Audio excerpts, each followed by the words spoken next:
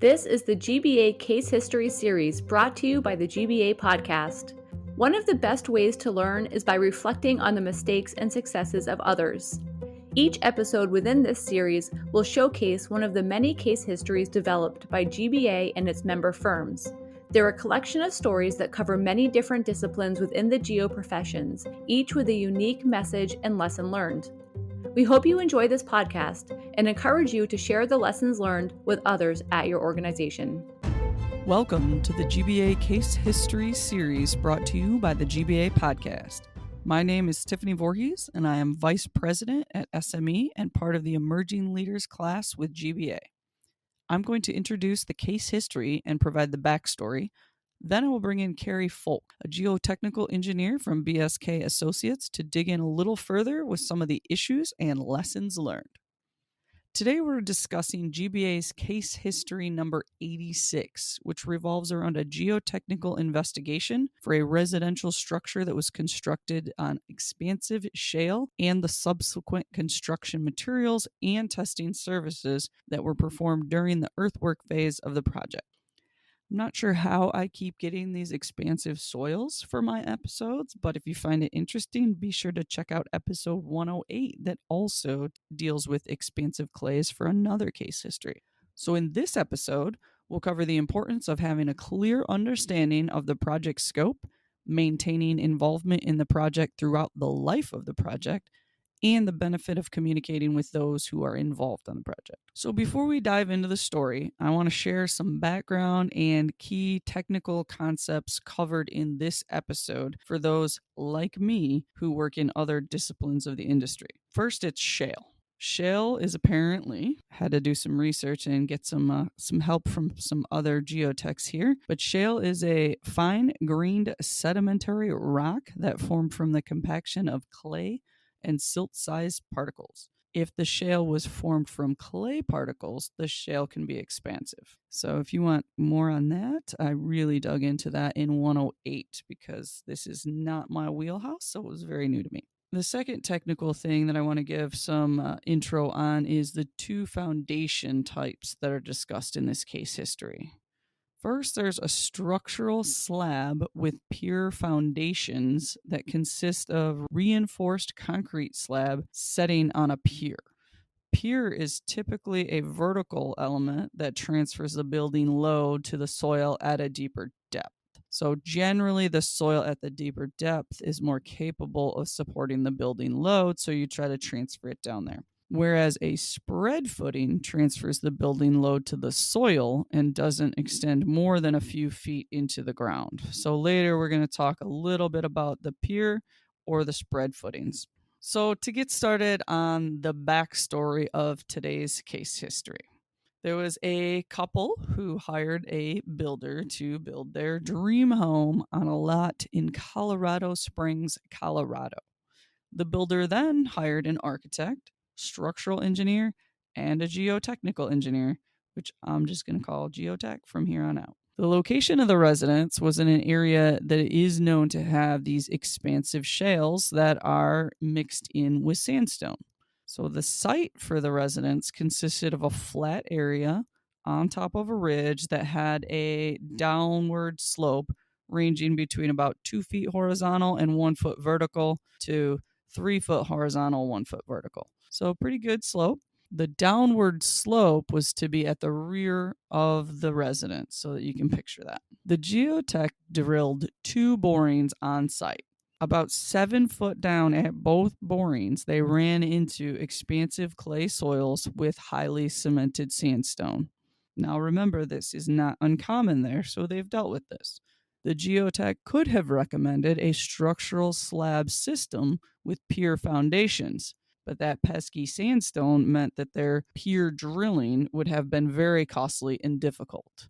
Instead, they recommended a practical solution that's commonly used in the area. It included removing 4 feet of expansive clay, then replacing it with 4 feet of compacted fill. This would then allow them to use the spread footings and have a soil base that's less susceptible to the movement. So the report that the geotech issued did give a warning that the expansive clay created the potential for movement of a slab on grade. And if movement was unacceptable, a pier and structural slab option should be used. The report also indicated that a slope stability analysis was not performed, and they recommended that one be performed once more details of the project were known. So, fast forward to construction. The builder went with the remove and replace option and hired the geotech firm to perform construction observations and compaction testing. So far, so good. When a representative of the geotech firm arrived to collect samples of the fill for their laboratory testing, they saw that some fill material had already been placed without any testing being performed or any observations of the process. They contacted the builder to stress the importance of testing all fill for compaction and obtained a sample of the exposed material. They took this sample to the lab and performed moisture density relationship and Atterberg limit testing, and the fill was classified as acceptable to use. So far, so good, and the next steps were to conduct on-site density testing. So remember, the recommendation was to remove 4 feet and replace it with acceptable and properly compacted fill. The geotech wasn't there to confirm the total depth, the placement, or the compaction. So, back to the density tests. One of the on-site density tests indicated that the material was compacted to 91% relative compaction. The requirement given by the geotechnical engineer was 95% compaction. Now, when we bring Carrie in later, we'll discuss why it's so important to be at 95% and why this seemingly small deviation matters. But at this point, the geotech contacted the builder and recommended that the builder correct the low compaction and then have it retested. So what happened next? This is where the problems come in. About 8 months after construction was complete, the home's foundation began to move. This created distress in the slab and some walls. A significant crack developed between where the house was bearing on fill materials and sandstone. 5 months later, the builder had the geotechnical engineer perform an investigation of the movement.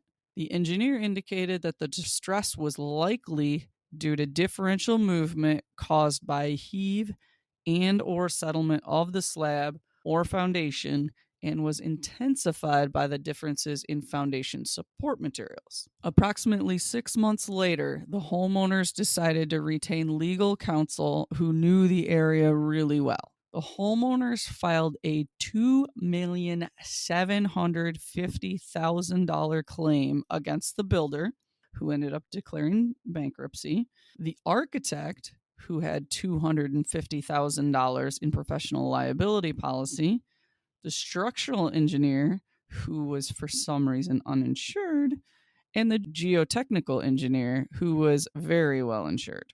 Next, the homeowners retained 2 experts, a structural engineer and a professor of geotechnical engineering, who many in the area referred to as a hired gun, and claimed that he was willing to say almost anything to support his client's claims. The structural engineer said that the builder caused most of the problems by deviating from the geotechnical engineer's recommendations. The quote-unquote hired gun put his blame on the geotech, arguably because they were the most capable of paying damages. He argued the geotechnical engineer should have followed standard of care and not standard of practice. His main argument was that the standard of practice of the local area wasn't sufficient and the standard of care for the state should have been followed. This argument allowed the homeowner's attorney to invoke a previous legal case which had ruled in favor of requiring that the statewide standards be followed versus local. Fast forwarding through the legal battle, this went on for a little while. We're not going to get real far into the legal battle, but the geotech firm ended up agreeing to settle. However, the requested $1.5 million was believed to be an attempt at betterment, so they offered a lesser amount. The lesser amount was rejected. In the end, they came to a middle ground, and the exact dollar value isn't known, but they did end up settling. So what's interesting is when all was said and done, and all this money exchanged hands, a salvage contractor purchased the home for $575,000. That money went to the homeowners. The builder's insurer and the member's firm insurer agreed to pay $300 each to the homeowners. In addition, the builder's insurer and the member firm's insurer agreed to pay $275,000 each to the homeowner's attorneys to cover the legal costs. In total, the homeowners received $1,175,000 and their attorneys and experts received $550,000, but the house was only worth $800,000. I am definitely not a geotech, so I have a whole lot of questions on this case. To answer those, in the next segment, I will bring in GBA member Carrie Folk to discuss this case and share her insights on the lessons learned and drop some geotech knowledge on us. Stay tuned. Now that you have background on the specific case history, I'd like to bring in a geotechnical engineer to discuss some of the technical aspects and break down a few of the lessons learned. My guest today is Carrie Folk, who, disclaimer, has absolutely nothing to do with this case and what happened. Carrie is a licensed geotechnical engineer, senior engineer for BSK Associates, and chair of the GBA Geotechnical Business Committee. Welcome, Carrie. Hi, Tiffany. Thanks for having me on this awesome podcast. So, Carrie, for those of us who are not in the geotech field, or for those who are newer to understanding different designs, can you touch on the difference between the two main types of foundations discussed in this case? Sure. As discussed in your narrative, a pier and structural slab foundation transfers all of the foundation loads into drilled piers that are bearing on a firm and stable subgrade, which in this case is sandstone bedrock. And a floor slab is designed so that the loads transfer into the piers instead of into the soil below the slab. The other type of foundation was just simply shallow foundations bearing at grade. Okay, I think I'm picturing it. I always like to kind of visualize things. So, would it be fair to say or describe it something like a structural deck is kind of similar to a parking deck? Basically, there's a concrete slab supported by some concrete columns, but in this particular case, the columns would all be under the ground, so you can't see them. That is a perfect way to visualize it. The structural engineer has designed it pretending there's no soil underneath this until you get down to the bedrock. So that structural slab is pretending it's just air. Awesome. So in this particular case, what would be the benefits and drawbacks of a structural slab? So the benefits in this case would have been the structural floor slab could have been suspended above the subgrade and never come in contact with the expansive soil. The drawbacks would have been the difficulty of drilling piers into highly cemented sandstone. I think because since there was another commonly used method for this situation, that the member firm decided against the more robust, but likely much more expensive structural slab and pier recommendation, due mostly because of the construction issues with drilling in hard sandstone. Okay. Well, now that we understand the slab pretty well, one of the next things I wanted to touch on is the removal and replacement of soil in this case was also a big deal. So, by the way, side note, that kept reminding me of like seeing all the clean fill wanted signs that I see in the Midwest. Is that a thing where you're at in California as well? Absolutely. Everybody's looking for clean fill here. We have a lot of very stringent regulations about contaminants, so clean fill is always wanted. And in this case, they must have had easy access to clean fill because oftentimes our contractors will do anything they can not to have to remove and replace fill on a site. Okay. All right. I'm glad to know it's not just me where I'm at seeing those weird clean fill wanted signs all the time. So back to the case. Can you talk about the soil removal and replacement in this case and why was it such a big deal? Yeah, so removing and replacing soil is exactly what it sounds like. You remove the soil that you don't want and you replace it with the soil that you do want. There can be several reasons to remove and replace soil, such as if, like in this case, highly expansive soil. It could be organic. It could be undocumented fill with literally garbage in it. It could be soft, saturated, etc. If the soil is decent, sometimes instead of excavating it and removing it off-site, it can be reused as engineered fill, provided they replace it properly moisture conditioned and compacted into place.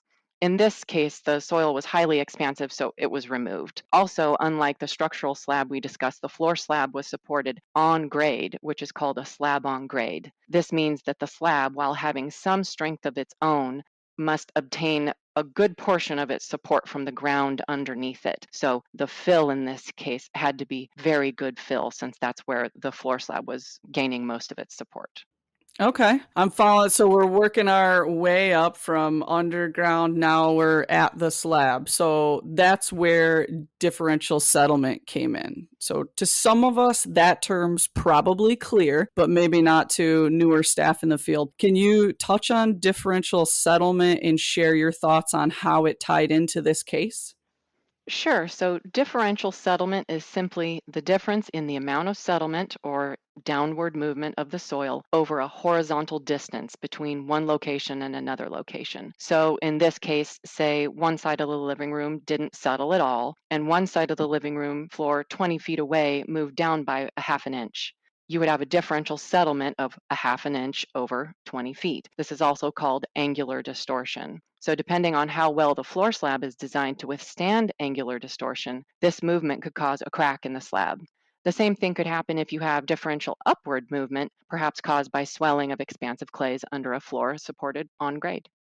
Nice. Okay, I can be a little cheesy sometimes, so pun intended. Can you expand on the causes of the differential settlement in this case? Well, I can expand all day because engineers love to talk about what they do. So in this case, like you said, I was not involved in this, so some of this I'm guessing at, but it sounds like there were several causes of the differential settlement in this case. As we remember, the case history mentions that a huge crack developed between the main portion of the home and the garage was founded on sandstone. This is a big no-no on sites like this where you have bedrock near the surface in some areas and deeper overlying soils in some areas.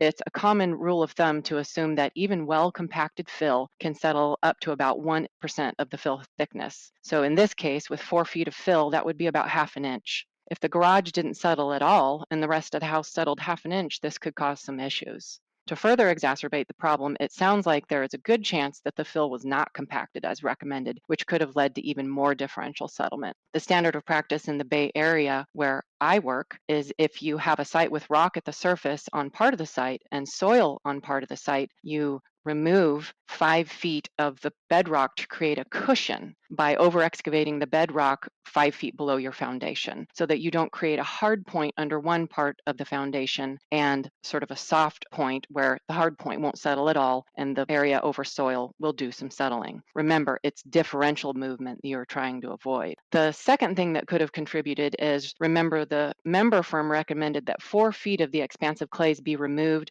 and that 4 feet be replaced with what I'm assuming is non-expansive fill.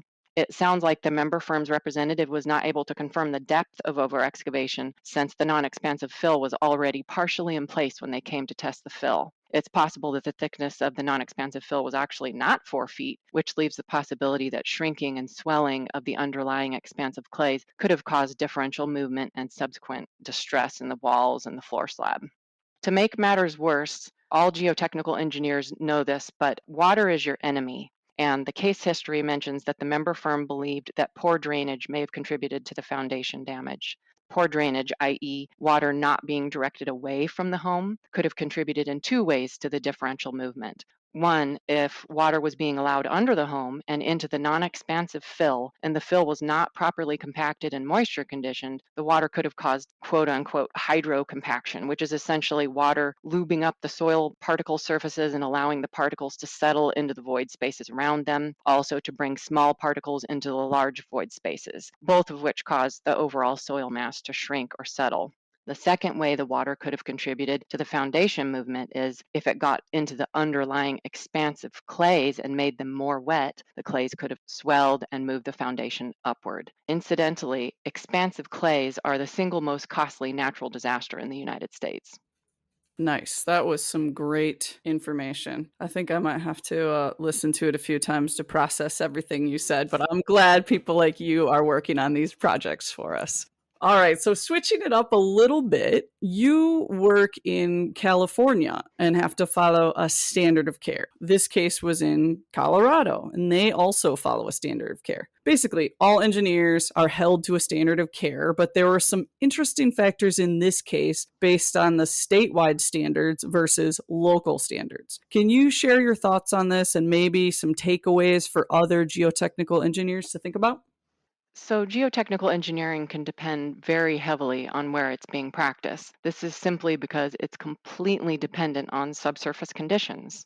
In a state like Colorado, which has differing geology, think mountains versus plains, what might be the right approach to a problem in Colorado Springs, where this case was, might not be an adequate approach in Denver. Even with expansive clays, there are a range of approaches because the degree of expansion potential can vary with the chemical makeup of the clay and even be dependent on weather patterns.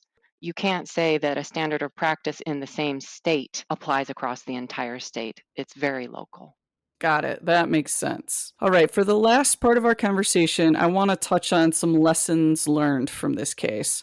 For those who don't know, all of the GBA case histories wrap up with several lessons learned that member firms can use to help avoid making the same mistakes. I selected a couple of those lessons learned to talk about, and the first one should come as no surprise because we seem to hammer it a lot at GBA. That's the risk of doing anything with residential construction. So, what are your thoughts on the residential aspect of this case? And did it tie in? Do you have any lessons learned that you'd like to share about that? Sure. So you're right. It is common knowledge that residential construction is fairly risky. We have entire companies out here in the Bay Area that focus on residential construction because they understand the risks and they do a lot of things to mitigate the risk, whereas many companies just completely stay away from it because you have to know what you're doing. So this risk is especially true with single family residential development because often it's a small time developer who is involved and they're more prone to engage in high risk, corner cutting activities, and they view bankruptcy or being an LLC as an emergency exit. I believe LLC stands for Limited Liability Corporation, and they can just dissolve if something goes wrong. It's important to develop a scope of service that matches the risk and try not to be cheap. And that's the problem in this case. I think a lot of geotechnical engineers are thinking this is a small developer. I'm going to give them a small budget because they won't choose me if I don't. In this case, the member firm should have proposed a more comprehensive observation and compaction testing scope.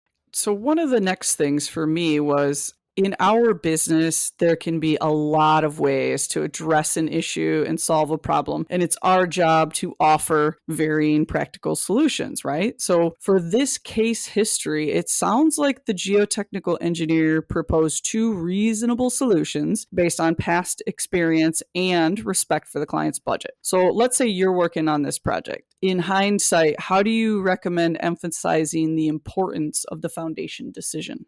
Well, I think that the member firm probably explained the risks fairly well in their report, and they would not have provided the shallow foundation option if they didn't think it was a sound solution. They probably also had a lot of language in the report about how if the client chose the shallow foundation option, that careful construction practice along with plenty of observation and testing would have been extremely important. The problem is they didn't follow through during construction.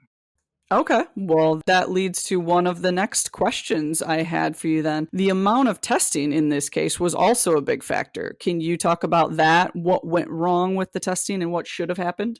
Yes, I think that what really went wrong was a lack of attention on the part of the member firm. Their recommendations that were intended to save the client money put the member firm at much greater risk. Yet they didn't demand any special attention during construction and, in fact, treated the project in a fairly hands off manner.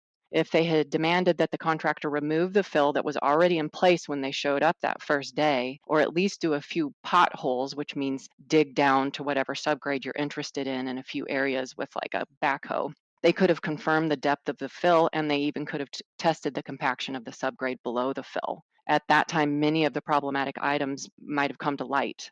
If everything had been done exactly to their recommendations and they had the testing and observation to prove it, they would have had a much stronger defense against the claim, and it's likely the issues would not have come up. That makes sense. I know in my world with welding inspection and things that we do, that's probably a good tie-in and reinforcement of the residential aspect, because we don't follow up all the time because we know that our industrial clients really understand what's required and they call us when it gets to that point. So you made a great point there that you got to kind of stay on top of these smaller ones more and make sure they know when to get you out there and be involved. Okay, so one weird thing in this case to me, the slope stability report, it didn't seem to be that important, but yet during, I don't think it officially became a trial, but during everything with the legal proceedings, it turned into something big. But the firm had said that they didn't do a slope stability report. So why did that turn into such a big deal later? This was an interesting case. So it sounds like the slope stability wasn't the issue at the site, but I think the member firm should have included the fees and a scope for a slope stability analysis in their proposal and made it clear that the analysis should be conducted once the home location was finalized. I assume that's why they didn't do it in the beginning, because they didn't know where the home would be with respect to the slope. But since they didn't, at a minimum, they should have followed up with their client once they learned that construction was moving forward to remind them that a slope stability analysis needed to be conducted. If the client at that point had refused, they should have written a letter stating that the stability of the site could be at risk if the slope was not analyzed very clearly. It sounds like the member firm concluded that the slope stability was not a contributing factor, but they had nothing to defend themselves with when the hired gun professor indicated that slope stability issues were part of the problem. Got it. That makes sense. Yeah, that hired gun was definitely a factor in causing a whole lot of trouble. That was pretty clear. Okay, we are to my last lesson learned, and it's another fact that GBA consistently emphasizes, and we've touched on it, but smaller project does not mean smaller risk. This seemed to be a relatively straightforward, smaller project, yet it turned into a huge issue, leading to significant costs for the member firm. Have you found this to also be true in your practice?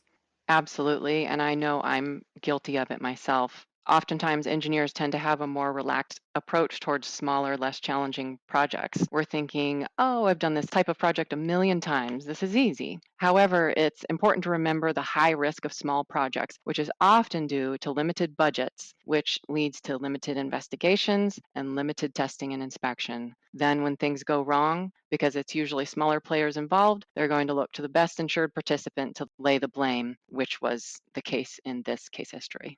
All right. Well, Carrie, that completes my questions for this case history. And I really appreciate your time. You gave us some great insight into this and expanded on it really well. So do you have anything else you want to share with our listeners before we wrap up? Well, I think we covered it pretty well, Tiffany. The takeaway I would say is I hope this story reminds our listeners to think critically about every project, no matter what the size. Great. Thanks again. And for our listeners, this concludes our summary of Case History 86. As a reminder, all of these case histories are available free to GBA members and for a small fee to non-member firms. Please check out our show notes for links to this case history and additional educational information from GBA. We hope you enjoyed this episode of the GBA Case History series. If you like what you heard, please subscribe to the GBA podcast and leave us a review. Until next time, remember, the only real mistake is the one from which we learn nothing.